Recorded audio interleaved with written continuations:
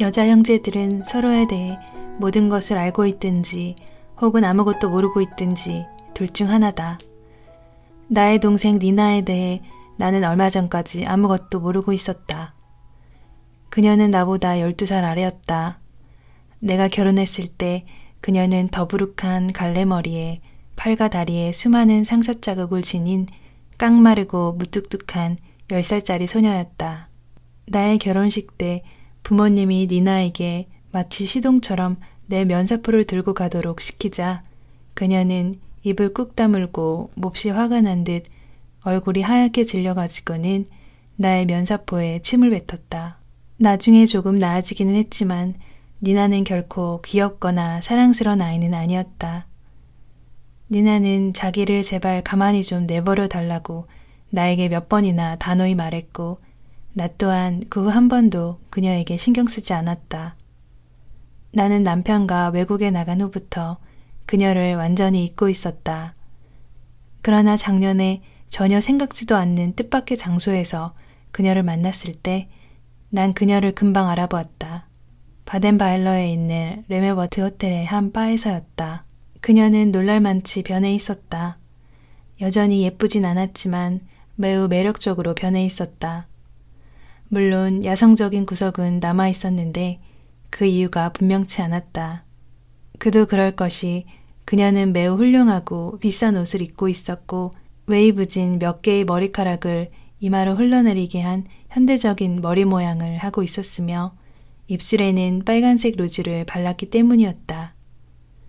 눈에 띄는 모습은 전혀 아니었는데도 모든 남자들이 그녀 쪽을 보고 있었다. 니나를 알아보지 못한 것은 나의 남편도 마찬가지였다. 나는 그녀가 니나라는 것을 남편에게 말하지 않았다. 내가 왜 즉시 그녀에게 말을 걸지 않았는지는 나도 모른다. 그녀가 혼자 조그만 탁자에 비켜 앉아 신문을 손에 들고 깊은 생각에 잠겨 있었기 때문일까? 한 번은 어떤 남자가 그녀에게 말을 붙였는데 그녀는 대꾸조차 하지 않았다.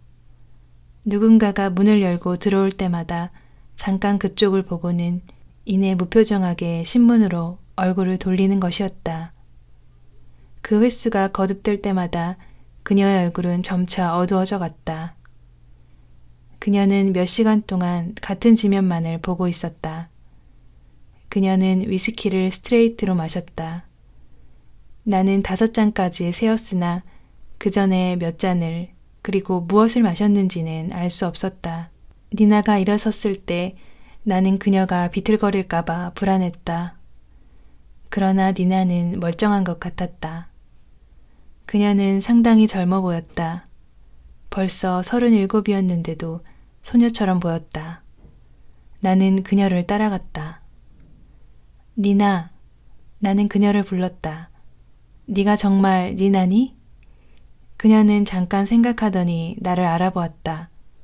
별로 놀래는 기색은 아니었다. 다시 독일에 온 거야? 담담한 목소리로 니나는 물었다. 1년만 있을 거야. 나는 대답했다. 그리고 다시 스웨덴으로 돌아갈 거야. 남편과 나는 여기에서 한 스톡홀름 신문을 위해 일하고 있어. 그런데 너는 대체 여기서 뭘 하고 있는 거니? 이것이 매우 현명치 못한 질문이라는 것을 나는 알고 있었다. 그래서 나는 니나가 술 마시고 있어 하고 대답했을 때도 놀라지 않았다. 나는 그녀가 낙심한 상태라는 것을 알아차렸다. 그녀가 대화를 계속할 기미를 보이지 않자 나는 물어야 했다. 너 여기서 사니? 니나는 고개를 가로저었다. 그리고는 홀에 열려있는 창문 바깥 어둠 속을 모호하게 가리켰다. 여기 혼자 왔니? 라고 묻자 그녀는 고개를 끄덕였다. 오래 있을 거니? 나는 계속 물었다.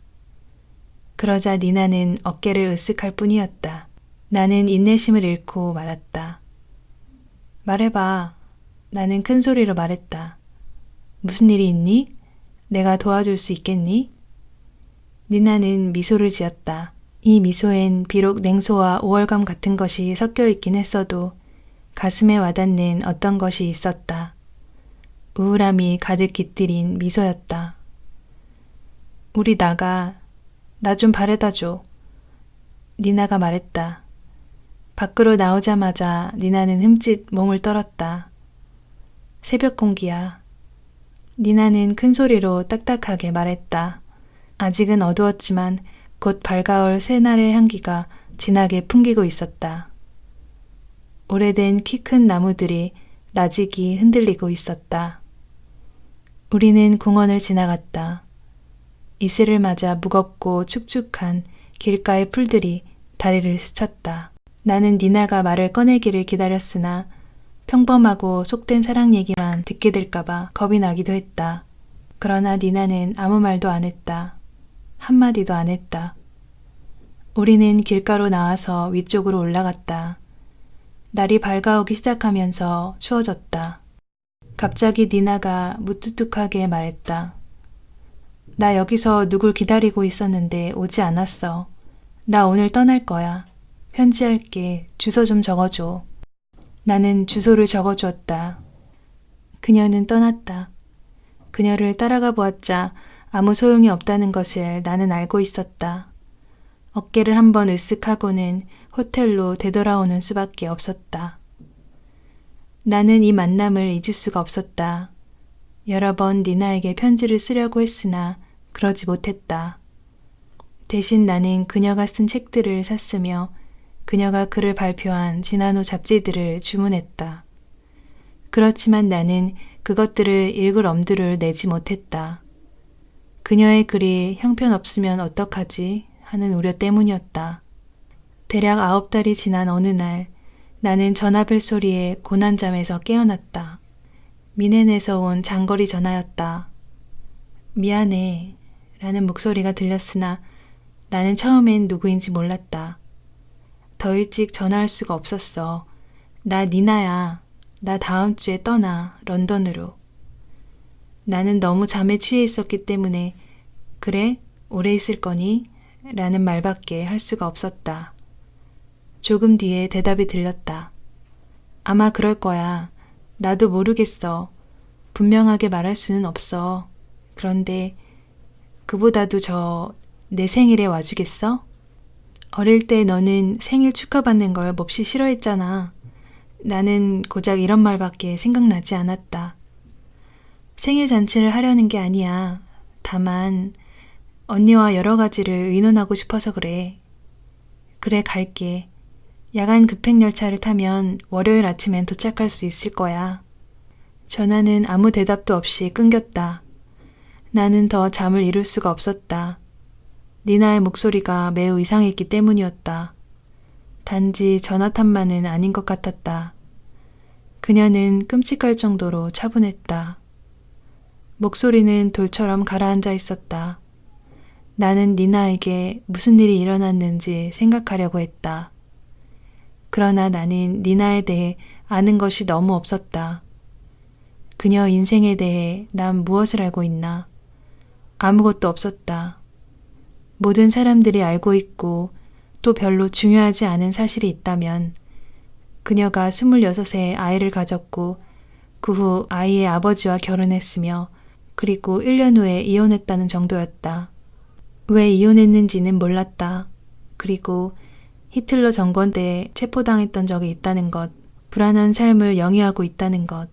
그렇지만 이것이 그녀가 훌륭한 책들을 쓰는 것을 방해하지 못했다는 것들을 알고 있었다. 니나의 친구 몇 명을 알고 있었고 또 공동으로 알고 지내는 지기들도 있어서 그들은 나에게 니나에 대한 소식들을 들려주곤 했다.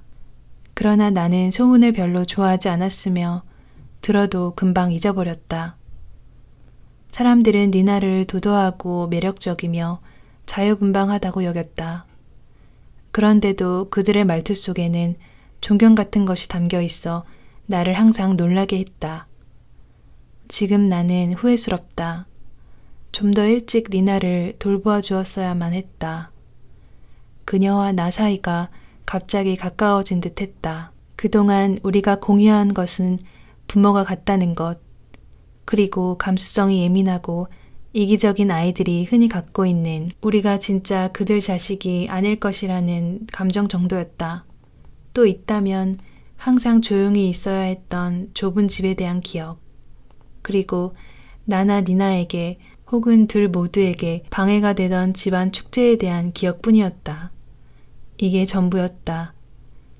그 후의 삶은 둘을 멀리 떨어뜨려 놓았다. 그리고 이제 삶이 둘을 다시 만나게 하고 있었다. 나는 니나에게 큰 애착을 느꼈으며 재회할 날을 손꼽아 기다렸다. 나는 기차로 가지 않았다. 남편이 자동차로 메넨까지 데려다 주었다. 남편은 그 길로 잘츠부르크까지 갔다. 남편은 나와 니나를 단둘이 만나게 하려고 했다. 나도 남편이 호텔바에서 니나인 줄 모르고 보냈던 시선을 생각하고는 이 일을 달지 않았다. 밤새도록 달려 니나의 집에 도착한 것은 아침 7시였다. 기차보다 1시간 빨랐다. 3층인 니나의 집 창문들은 모두 열려 있었다. 커튼들도 모두 떼어졌고 현관문에는 문패도 없었다. 나는 혹시 그녀가 이미 떠난 것은 아닐까 하고 걱정했다. 그녀의 엉뚱한 성격으로 보아 있을 수 있는 일이었다. 그러나 그녀는 아직 있었다. 결코 놀라지 않는 것이 니나의 천성처럼 보였다. 들어와. 이것이 그녀가 말한 전부였다. 그녀의 얼굴은 창백했으며 전화에서 들었던 목소리처럼 딱딱하게 굳어 있었다. 집은 이미 텅 비어 있었다. 정확히 말해 대부분의 가구들은 옮겨지고 없었다. 분명 많은 가구들이 있었을 것이나 남아있는 것이라고는 담요 몇 장이 얹혀있는 소파, 그리고 조그만 가스레인지 뿐이었다. 가스레인지 위에는 주전자가 놓여 있었고 물은 끓어 넘칠 듯 했다. 그 밖에 2개의 정원용 의자, 공책과 책, 커피잔들과 몇 개의 깡통이 놓인 맨 탁자가 있었다. 구석에는 이미 못질이 되어 있는 괴짝 5개, 옷을 가득 넣었으나 열린 채로 있는 큰 트렁크 하나, 다 써서 이미 꼬리표까지 붙인 트렁크 3개가 있었다. 커피를 끓일게 라고 니나는 말했으나 그러는 대신 괴짝 위에 걸터앉아 담뱃불을 붙였다. 담배 피워? 라고 말하며 그녀는 내게 담뱃갑을 건넸다. 나는 정원용 의자 중 하나에 앉아서 가져온 짐을 끌었다. 케이크 한 상자와 흰 수선화 한 다발이었다. 니나는 눈을 가늘게 뜨고는 나를 쳐다보았다. 꽃을? 니나는 놀란 듯이 물었다. 니나의 태도에 나는 당황했다. 오늘은 네 생일이잖아. 아, 니나는 말했다. 난 그걸 잊고 있었어. 내가 왜 그런 소리를 했지? 갑자기 니나는 벌떡 일어섰다. 참, 커피를 끓인다고 해놓곤. 뒤에서 보니까 니나는 정말 어린 소녀처럼 보였다. 그만큼 동작이 날랬다. 그러나 그녀가 뒤로 돌아서서 커피잔을 탁자 위에 놓았을 때 그녀의 얼굴이 지난번 바에서 만났을 때보다 훨씬 늙어 있는 것을 느꼈다. 그녀는 간밤에 잠을 못 잤음에 틀림없었다. 혹은 여러 날 제대로 못 잤는지도 몰랐다. 커피가 좋지? 다시 내 곁에 앉았을 때 니나는 물었다. 나는 아주 진한 커피를 좋아해. 아주 검고 그리고 달게 마시지. 언니도 그래? 그러나 그녀는 오래 앉아있지 않았다. 금방 다시 뛰어 일어나서는 유리잔 2개와 상표 없는 술병을 가져왔다. 마실래? 니나는 내게 물었다. 아니야. 이렇게 이른 아침엔 안 마셔. 나는 말했다. 그런데 이게 뭐야? 위스키야. 니나는 중얼거리듯 말했다. 그리고 자기 잔에 하나 가득 따르고는 단숨에 마시는 거였다. 니나! 나는 놀라서 말했다. 그것은 좋지 않아. 너 술 마실 생각이구나. 괜찮아. 니나는 말했다. 지금 마시겠어. 여길 떠나면 마시지 않을 거야. 중얼거리듯 니나는 또 덧붙였다. 아마도 마시지 않게 될 거야. 니나는 두 번째 잔에도 술을 가득 따랐다. 그러나 이번에는 반쯤만 마셨다.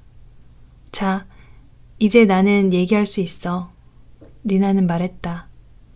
그러나 그녀는 얘기하는 대신 이렇게 묻는 것이었다. 왜 여기까지 온 거야? 역에 마중 나가려고 했는데. 니나는 내 대답을 기다리지 않았다. 그녀는 대답을 들으려고 하지 않았다. 수요일에 떠날 거야. 니나는 빨리 말했다. 그러고는 잔을 비웠다. 나는 너무 많이 참아왔어. 니나는 역시 빠르게 그러나 심각한 어조로 덧붙였다. 갑자기 니나의 시선이 내가 갯자기에 놓아둔 꽃에 가서 머물렀다. 수선화야, 내가 이 꽃을 좋아한다는 것을 어떻게 알았어? 몰랐어. 나 역시 작은 목소리로 말했다. 그게 마치 비밀이라도 된다는 양. 그래, 니나는 천천히 말했다. 수선화와 핑크빛 스위트, 그리고 빨간 장미를 좋아하지. 그리고 그녀는 눈을 반짝이며 덧붙였다. 많은 것을 좋아해. 아니, 모든 것을. 일어서서 꽃을 빈 통조림 깡통에 꽂으면서 니나는 말했다. 몹시 저주스러운 이 삶도 좋아해. 니나는 깡통에 물을 부었다. 그래, 목요일에 떠나겠어. 수요일이라고 기억하는데 수요일이라고 말하지 않았어? 수요일도 괜찮아. 상관없어. 거기에 대해 말한다는 것, 아니 무언가에 대해 말한다는 것이 쓸데없는 일이라도 되는 것처럼 그녀는 손을 움직였는데 갑자기 매우 피곤해 보였다. 니나, 나는 말했다. 나에게 말해주지 않겠어? 왜 떠나는 거며 런던에서는 뭘 할 건지. 말할게. 커피 더 마시겠어? 아니, 너무 진해. 니나는 웃었다. 그리고 자기 잔에 커피를 가득 붓고는 다 마셨다. 커피가 매우 뜨거웠는데도 니나는 계속 말했다. 이리 와봐. 보여줄 게 있어. 우리는 옆방으로 갔다. 거기에도 마찬가지로 괴짝들이 있었다. 이것을 모두 두고 갈 거야. 니나는 말했다. 책들과 또 쓸 수 있는 것들이야. 언니가 이것들을 스웨덴으로 가지고 갈 수 있겠어? 아니면 운송업자에게 보관시켜야 할까? 나는 언니가 이걸 스톡홀름에 있는 집에 두었으면 좋겠어. 그렇게 할게. 그런데 이 트렁크도? 여기 열쇠들이 있어. 그리고 내가 다시 돌아오지 않는다면... 니나, 그럴 수 있어. 누가 알아? 니나는 나에게 슬쩍 눈길을 던졌다. 내가 돌아오지 않으면 이 물건들은 물론 내 아이들 거야. 나는 놀라서 물었다. 아이들을 안 데려간단 말이야? 그래, 니나는 무덤덤하게 말했다. 아이들은 데려가서 뭘 해. 기숙사 학교에서 잘 지내고 있는 걸. 돈은 충분하니까. 목소리에 감정이 없었다. 내 신경은 찢어지는 것 같았다. 나는 니나의 어깨를 잡았다. 무슨 일이야? 사실대로 말해줘. 니나는 몸을 빼내더니 주머니에서 쪽지 하나를 꺼냈다. 이것이 내 주소야. 버크셔에 있는 한 지명이었다. 거기서 도대체 뭘 하라는 건데? 그녀는 어깨를 으쓱했다. 아직 모르겠어. 우선은 어떤 노부부의 가사를 도울 생각이야. 나는 이 사람들을 진작부터 알고 있었어. 남자는 한때 외무부에 근무한 적이 있었어. 그 다음에 생각해봐야 해. 시작을 위한 것일 뿐이야. 나는 어떻게든 여기를 떠나야 해. 순간 벨이 울렸다. 우편 배달부야. 니나는 밖으로 나갔다. 그녀가 다시 왔을 때 그녀는 마치 쟁반처럼 생긴 평평한 소포 꾸러미 위에 편지 한 묶음을 들고 있었다. 니나는 그 우편물들을 무심히 바닥에 내려놓았다. 먼저 읽어보지 않고 별거 아닌걸. 매일 똑같아. 그렇구나. 나는 말했다. 그런데 니나, 나에게 괴짝대이나 보여주려고 이리 오라고 한 것은 아닐 테지? 왜 불렀어? 모르겠어. 아니, 빈집에 혼자 있기 싫어서였나 봐. 니나는 대수롭지 않게 말했으나 이 말 속에는 불안과 절망이 담겨 있었다. 나는 무슨 일인지를 알아야만 했다. 나는 지금 물어보기로 결심했다. 사람들이 내게 무슨 일을 저질렀니? 저질렀다고? 니나는 고개를 저었다. 아무것도. 그런 식으로 상상하지 마. 여기에 더 이상 머무를 수가 없기 때문이야. 왜냐하면 그녀는 말을 멈췄다가 빠르게 그러나 낮은 어조로 계속했다. 왜냐하면 내 인생을 바꿔야만 하기 때문이야. 어떻게 하면 니나가 이야기하게 할 수 있을까? 그녀도 이야기하기를 원했다. 틀림없다. 그런데 반쯤 가서 항상 말을 중단했다. 나에게 위스키 한 잔 주겠어? 나는 물었다. 니나는 말없이 자리를 떠나서 잔 하나를 가져왔다. 이번에는 그녀가 마시지 않았다. 갑자기 그녀는 말했다. 내가 언니 보고 와달라고 한 것은 멍청한 것이었어. 일이 더 잘 되는 것도 아닌데. 그러나 언니가 이왕 왔으니 어쨌든 언니가 와서 기분 좋아. 니나는 이렇게 말하면서 약간 얼굴을 붉혔다. 그리고 나를 쳐다보지도 않은 채 재빨리 말을 계속했다. 나는 어떤 것에 대해 이야기할 수 있어. 어떤 이유, 내가 왜 떠나는지에 대해서 언니한테 말하고 싶어. 한 사람은 그걸 알아야만 해.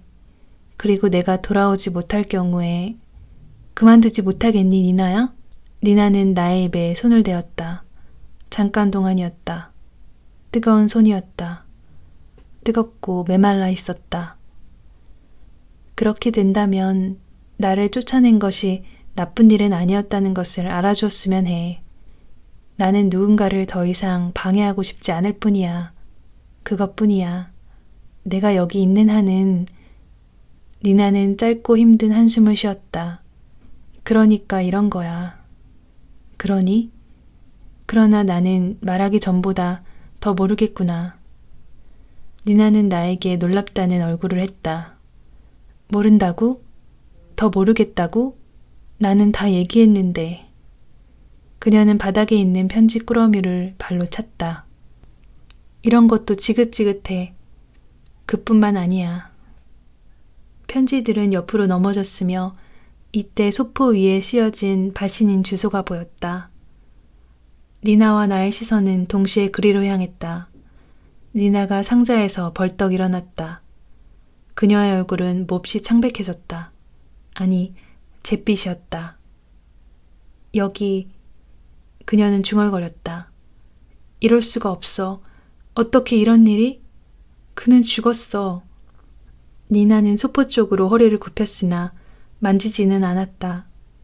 그렇지만 그의 필체야. 그래, 그의 필체야.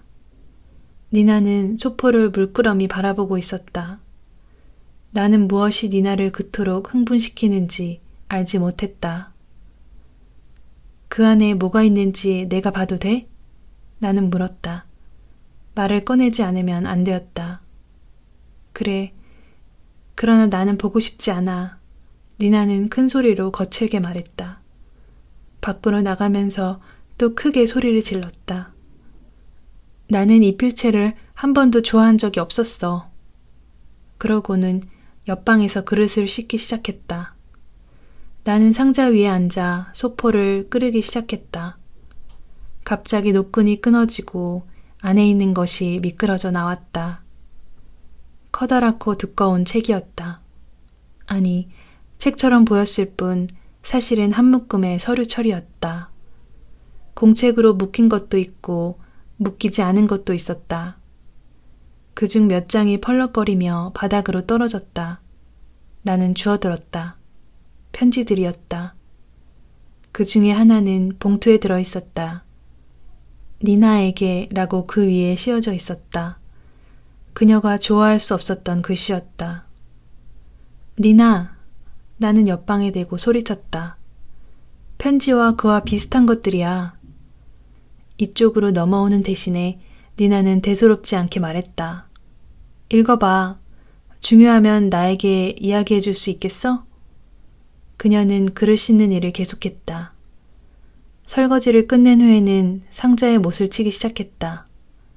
망치 소리가 빈집에 크게 울렸다. 내가 집어든 최초의 편지는 타자기로 친 것이었다. 투박하고 커다란 글씨가 낯익었다. 문체도 그랬다. 완전한 편지가 아니었다. 두 번째 아니면 세 번째 장 같았다. 끊어진 문장으로 시작하고 있었다. 많은 고통을 겪었고 그 고통에 짓눌려 있는 이 늙은이를 용서하시길. 이애는 성격이 고약해요. 차갑고 믿을 수가 없고 제멋대로해요.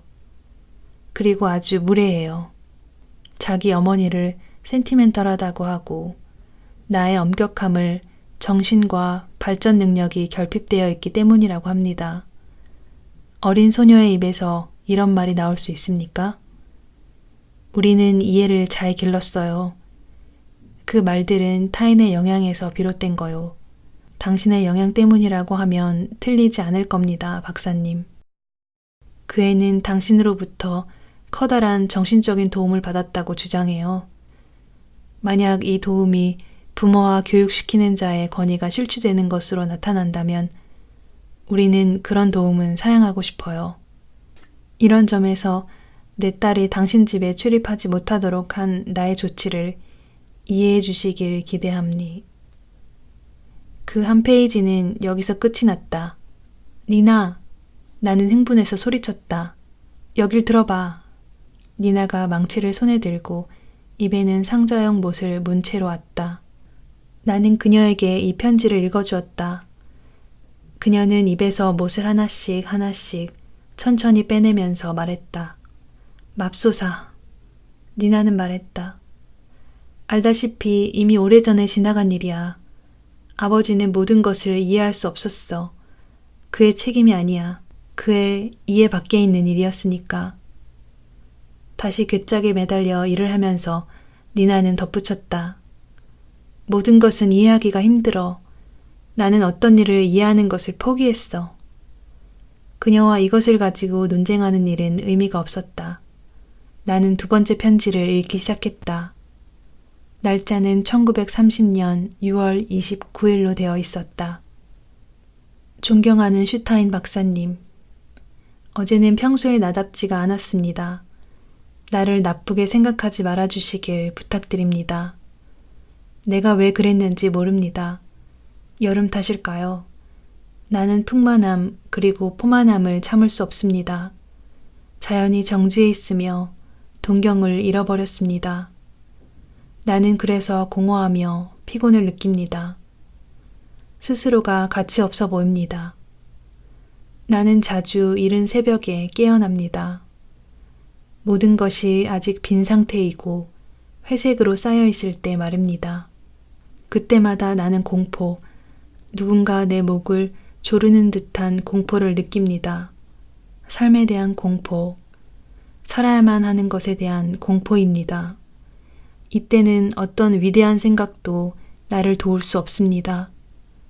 신에 대한 생각도 마찬가지입니다.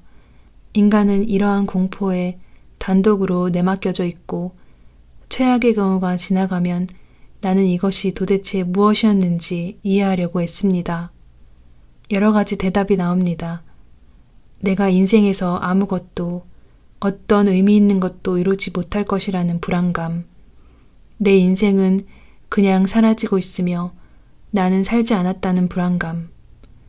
나는 실수를 저질렀으며 영원히 내 인생은 작은 궤적 속에서 움직일 뿐이라는 불안감들입니다. 견딜 수가 없습니다. 그러니 나한테서 어떤 의미 있는 것이 나올 수 있겠어요. 이 무슨 오만인지요. 그렇지만 나는 이것을 당신한테만은 말할 수 있습니다. 내 속에 있는 무언가가 너는 무언가를 이룰 수 있어 하고 나에게 말하고 있는 것을. 나는 이 무언가를이 무엇인지 모릅니다만 그것을 느낄 수 있습니다. 그리고 또 나는 그 무언가를 이루지 못할까봐 불안합니다. 그 무언가를 영원히 상실할까봐 불안합니다. 영원히 말입니다. 그것은 너무나 끔찍한 일입니다. 그러나 이 모든 것은 불안의 가장자리, 아직 포착 가능한 불안의 제일 바깥 가장자리에 불과합니다. 실체는 뭔지 모릅니다. 그리고 이해하지 못하겠다는 것은 내가 이런 상태에 거의 애착을 느끼고 있다는 사실입니다. 나는 열정적으로 그것에 적응하고 있습니다. 이런 발작이 참을 수 있는 최고 극단까지 이르지 않으면 나는 실망을 느낍니다. 나는 극단을 원합니다. 극단에 대한 특별한 결심이 서 있음을 봅니다. 어머니는 나에게 언젠가 실성했다고 말한 적이 있습니다만 나는 내가 정말 그렇게 될 소질이 있다고 생각하는 때가 가끔 있습니다. 이때도 불안을 느낍니다. 이제 그만 쓰겠습니다. 당분간은 선생님을 방문하지 않을 생각입니다. 선생님을 더 이상 괴롭혀드리고 싶지 않기 때문입니다. 나는 이 편지를 들고 옆방으로 갔다. 망치질 그만해. 나는 소리쳤다. 그리고 니나에게 극단에 대한 특별한 결심이란 부분을 읽어주었다. 누가 쓴 거니? 나는 물었다. 내가 쓴 걸 거야. 지금도 그런 생각을 하고 있으니까. 네가 쓴 거구나. 네가 19살 때 쓴 거구나. 다 읽을까? 아니야. 이미 오래전에 지나간 일이야. 그가 쓴 편지는 없어? 이 소포를 보낸 작자가 쓴 거 말이야. 무슨 설명이 있어야 할 것 같은데. 나는 봉투에 들어있는 편지를 가져왔다. 니나는 그 편지를 마지못해 받는 태도였다. 긴장하는 것 같지는 않았다. 나는 소포 있는 대로 돌아가서 다시 뒤적거리기 시작했다. 분량이 매우 많았다. 모두 손으로 쓴 것이었다. 앞에 것은 벌써 누렇게 변색되어 있었다. 사이사이에 여러 사람들의 편지가 끼어 있었다. 니나의 편지도 있었다. 모든 페이지에는 날짜가 기입되어 있었다. 분명 일종의 일기장이었다. 나는 뒤쪽에 한 곳을 대강 펼쳤다. 그리고 1938년 11월 8일이라고 적힌 부분을 읽기 시작했다. 오늘 저녁 헬레네는 다시금 파티를 준비했다.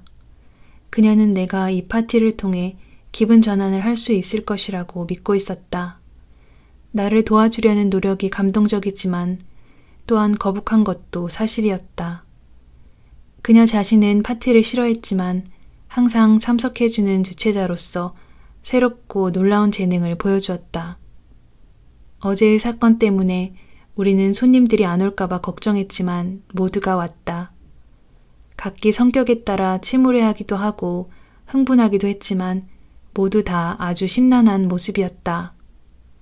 거무죽죽한 얼굴들은 그들이 밤을 새웠다는 것을 보여주고 있었다. 새로 오는 사람들은 모두 나름대로 자기 자신이 목격한 것을 이야기했다. 창문으로는 텅 빈 나뭇가지 사이로 불타버린 유태인 교회의 시커먼 지붕과 약탈당해 텅 빈 굴처럼 보이는 유태인 상점들이 보였다. 하루 종일 부서진 쇼윈도의 깨진 유리 조각들을 밟고 다녔다. 당연히 마이트 부인이 가장 화를 내고 있었다. 그녀는 우리들을 조심스럽게 제외시키면서 국민 전체를 격렬히 비방했다. 그녀의 말에 반대하는 것만큼이나 찬동하는 것도 어려웠다. 대화에 공백이 생긴 틈을 타 헬레나가 화제를 바꿨다. 이날 밤 우리 모두는 자기 주량껏 술을 마셨다. 우리는 우리가 본 것을 잊었다.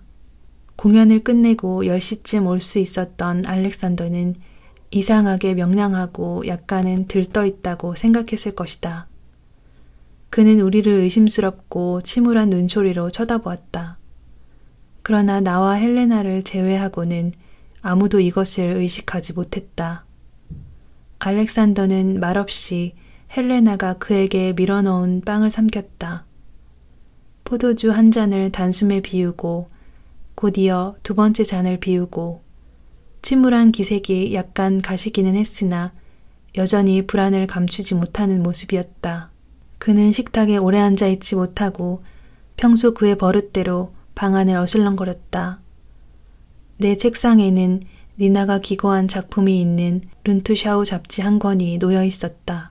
알렉산더는 최근 억누를 수 없는 거의 광적인 호기심에 사로잡혀 아무데고 놓여있는 책과 잡지를 심지어 편지들까지 열어보곤 했는데 이번에도 기계적으로 손을 뻗어 그 잡지를 펼쳤다.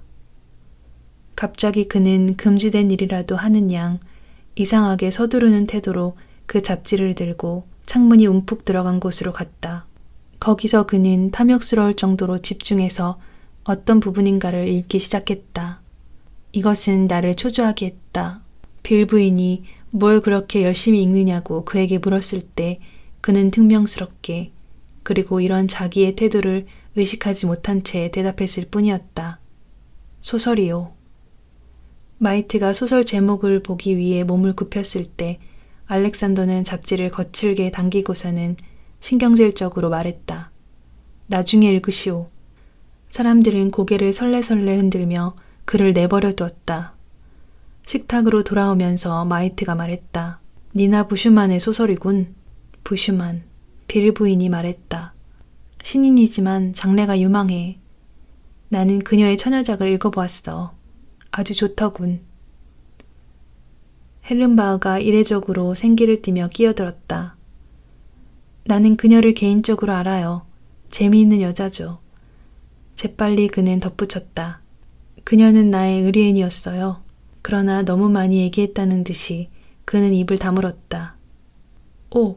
갑자기 마이트 부인이 그녀의 남편을 팔꿈치로 치면서 소리쳤다. 여보, 우리는 그녀를 알잖아요. 피아니스트와 우리 집에 온 적이 있잖아요. 그 피아니스트 이름이 뭐였더라? 당신이 알겠네요. 내 생각에 그녀는 그 피아니스트와 어떤 관계가 있었어요. 하지만 변화무쌍한 삶을 살고 있는 여자죠. 그럴지도 모르지. 마이트가 말했다. 그런데 그녀는 똑똑하다고, 너무 똑똑하다고 말할 수 있지. 난 모르겠어요. 그의 부인이 말했다. 그러나 좀 신중하면 좋겠어요. 그녀에게는 약간 불안하게 하는 것이 굳이 말하자면 도발적인 데가 있어요.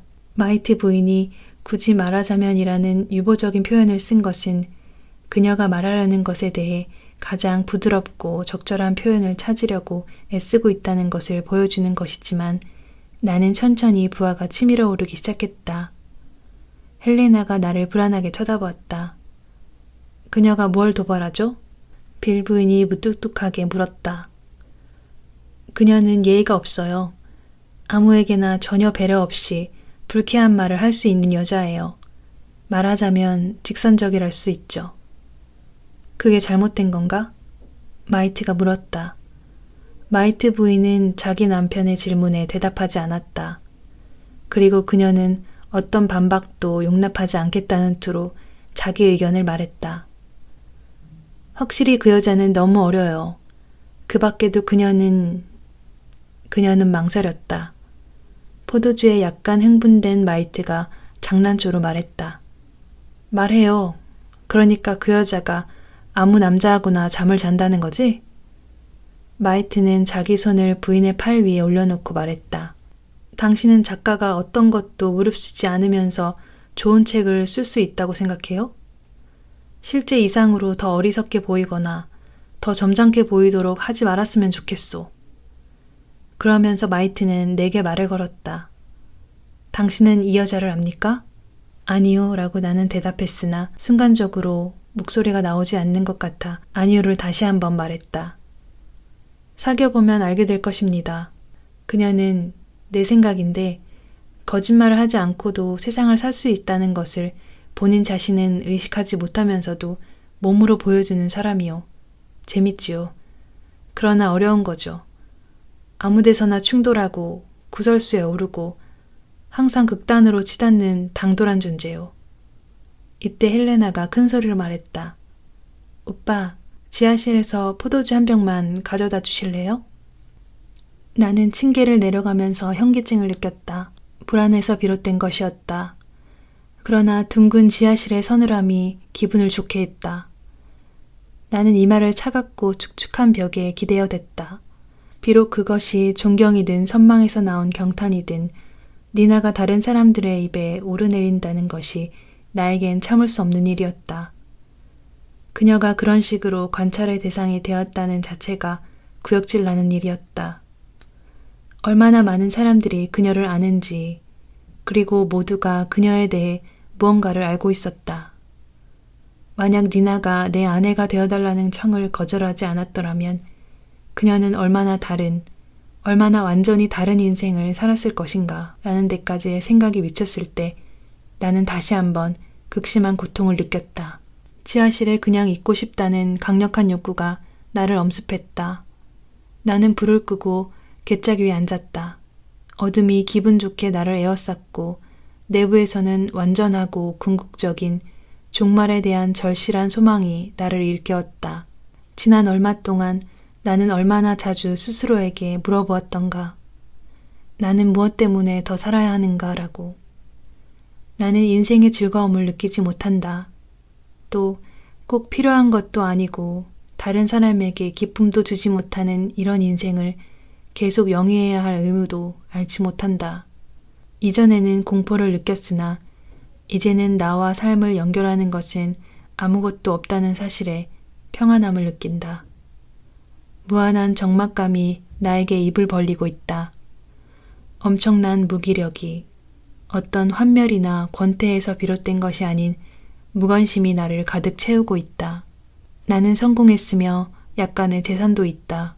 나는 동시대의 중요한 사람들의 존경도 받는다. 이 존경은 내가 사회의 지도층이 보내는 존경에 기뻐하지 않는다는 사실을 잊어버리게 하는 존경이다. 그러나 이 모든 것이 나에게는 의미가 없다. 만약 니나가 내 곁에 있다면 달라질 것인가 생각해 본다.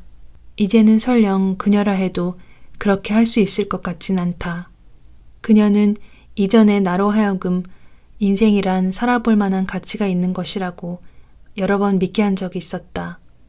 나는 언젠가 내가 인생의 무의미함에 대해 깊게 탄식했을 때 니나가 한 말을 기억하고 있다. 만약 어떤 사람이 인생의 의미에 대해 묻는다면 그는 그 의미를 결코 알게 되지 못할 거예요. 그것을 묻지 않는 자만이 해답을 알아요. 그녀는 이것을 지나가면서 얘기했다. 생각에서 나온 말이 아니었다. 그녀는 고양이와 장난을 치고 있었다. 니나는 그 당시 매우 불행했다. 두 번째 아이를 임신했을 때였고 내가 그녀를 가스 자살로부터 구해주었을 때였다. 그녀는 분명 자기 인생을 내던졌다. 그러나 인생을 다시 얻은 그 순간 그녀는 또 한 번 인생의 의미를 믿고 있었다. 아직 푸르죽죽하고 초췌한 모습으로 그녀는 말했다. 내가 의식을 잃기 시작한 때만큼 생을 미치도록 강력하게 정말 지겨우면서도 멋지다고 느껴본 적이 전에는 없었어요. 이 이상 그녀다운 말이 있을까? 왜 나는 그렇게 느끼지 못하는가? 왜 나는 어두운 지하실에나 앉아 부드러운 종말을 소망하는 것일까? 이제부터라도 정말 살아보려 하지 않는가? 나는 불을 켜고 두 개의 병을 집어들었다. 그리고 계단참에서 그것이 과일 주스라는 것을 알고는 다시 밑으로 내려갔다. 그리고 포도주를 찾았다. 그러나 이번에는 불을 끄지 않고 다시 내려가야 했다. 땅 밑에 있는 이 둥그런 방이 나를 내보내고 싶어 하지 않는 것 같았다. 다시 위로 나왔을 때 나는 알렉산더의 목소리를 들었다. 그는 방 한가운데 서서 아주 큰 소리로 어떤 것에 대해 이야기하고 있었다. 처음에는 듣지 못했기 때문에 나는 무엇에 관한 얘긴지 누구에 관한 얘긴지 당장은 알 수 없었다. 그리고 그때 그녀는 무리 한가운데로 뛰어들어서 아이를 빼앗아 들고는 사람들에게 고함쳤어요. 그녀가 무슨 말을 했는지는 모르지만 그들은 멍하니 꼼짝 않고 있었어요. 그리고 그녀는 아이를 데리고 가버렸죠. 그때서야 무리들은 정신이 들어 그녀를 헐레벌떡 쫓아갔어요. 총을 쏘는 놈도 있었어요. 그러나 이때 그녀는 어떤 집으로 사라져버리고 그들도 뒤돌아 들어갔어요. 나도 들어갔어요. 그러나 그녀는 집 안에 없었어요. 그들은 찾고 또 찾았어요. 거리 전부를 수색했죠. 그러나 그녀는 사라지고 없었어요. 그런데 자정이 지나고 한참 후 그녀가 내 집 문 앞에 서 있는 겁니다. 팔에 아이를 안고서 말입니다. 옷은 다 떨어져서 누더기 같았어요. 그녀는 지쳐서 비틀거렸어요. 그리고 아이를 내 침대에 눕혔어요. 아이는 평안하게 잠자고 있었어요. 안겨있을 때 이미 잠자고 있었어요. 레벤슈타인 씨의 5살 난 애였어요. 부모들은 끌려갔고 그녀가 빼앗아 오지 않았더라면 그 애는 맞아 죽었을 겁니다. 그녀는 의자 위에서 잠이 들었어요. 그러나 금방 깨어나더군요. 우리는 이 애를 어떻게 해야 할지 의논했어요. 그때 그녀가 말하더군요. 자기가 맡겠다고. 그리고 아이의 머리를 빨갛게 물들이겠다고요. 그녀는 아이와 함께 집으로 갔죠. 그리고 지금 그 애는 그녀 집에서 살고 있어요. 누가 그 애를 찾아낼까봐 정말 걱정되는군요. 알렉산더는 득이에 찬 표정으로 주위를 둘러보았다. 모두들 감동받은 듯 아무 말도 못하고 있었다. 빌 부인이 낮은 목소리로 나에게 말했다. 니나 부슈만에 관한 얘기예요. 그녀가 레벤슈타인 씨 아이를 구해냈어요. 나는 땀이 맺히는 것을 느꼈다. 이때 헬레나가 말했다. 술 좀 따르지 않을래요? 그러나 그녀는 내 손이 떨리는 것을 보고 병을 빼앗아 들더니 손수 술을 따랐다. 그녀는 이런 상황을 눈에 띄지 않게 그녀가 할 수 있는 한 수습해내곤 했다. 대화는 다시 가라앉았으나 분위기는 어수선해졌다. 손님들은 그 후 뿔뿔이 흩어졌다.